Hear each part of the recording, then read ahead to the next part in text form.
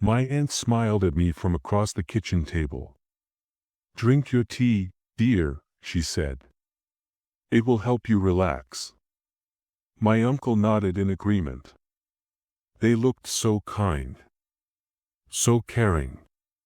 My father had just died 2 days ago. I was staying in their house, lost in a fog of sadness. I took a small sip. The tea tasted strange. A little bitter. My mind felt fuzzy. I felt sleepy. They were not trying to help me. They were trying to hurt me. What my aunt and uncle didn't know was that I wasn't the only one who knew about my father's secrets. And the one person they never expected was about to walk through that door and ruin everything. Before we start, don't forget to like this video, comment where you're watching from, and hit that subscribe button so you never miss a story like this. So, it started from here. My name is Anna. My father, named Richard, was a very smart man. He owned a successful software company. He was also a very private man. He did not trust many people. He especially did not trust his brother, my Uncle Paul, or his wife, my Aunt Susan. He always said they were hungry for things that were not theirs. When my father died suddenly of a heart attack, I was alone. My mother, named Maria, had passed away years ago. Paul and Susan insisted I come stay with them. They said I should not be alone at a time like this. I thought they were being kind. They made me tea. They cooked me dinner. They were so nice. But I started to feel strange. My head was foggy. I felt confused. I kept falling asleep. The lawyer's meeting was scheduled for Friday. My father's lawyer, a man named Mr. Peterson, was going to read the will. On Thursday night, my aunt and uncle came into my room. They had a stack of papers. "Anna, dear," Susan said, her voice like honey. "We know this is hard for you. These are just some simple papers for the company.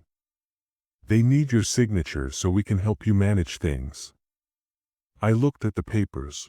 My mind was so fuzzy, I could barely read the words. But I saw the words, transfer of ownership.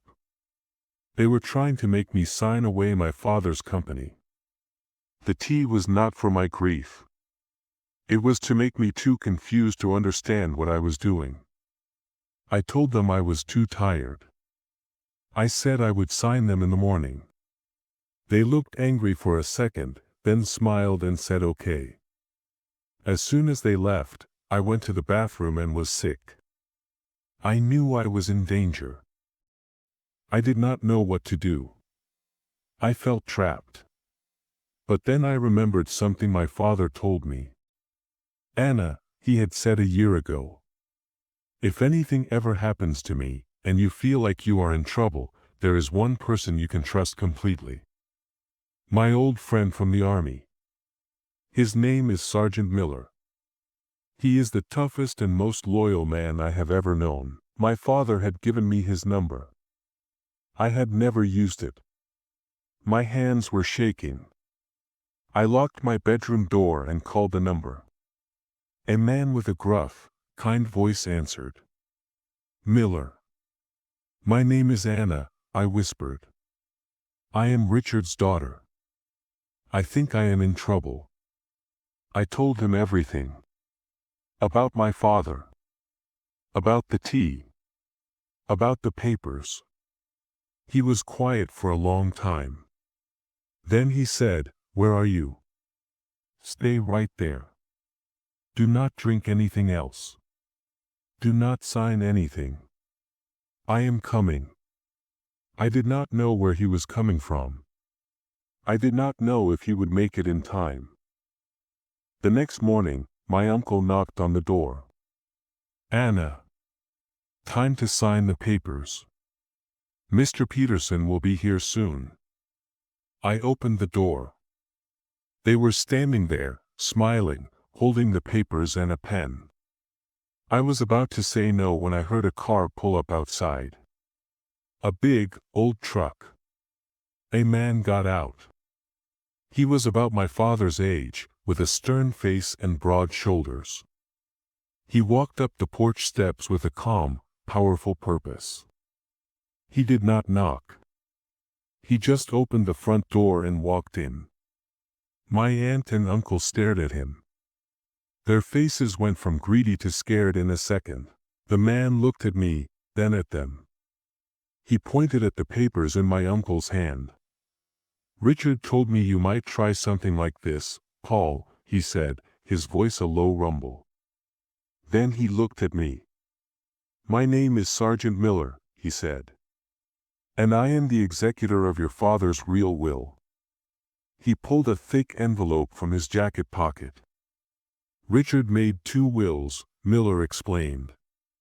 "He left a fake one with his lawyer for you to find. The real one, he left with me. In the real will, he leaves you everything, Anna.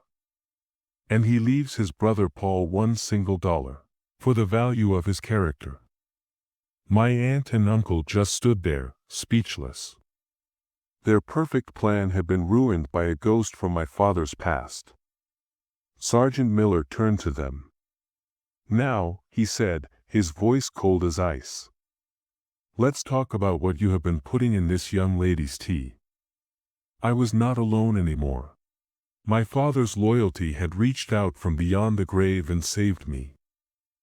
That's it for today's story. What would you have done if you were in her place? Is loyalty that lasts a lifetime the ultimate weapon against greed? Let us know what you think in the comments below.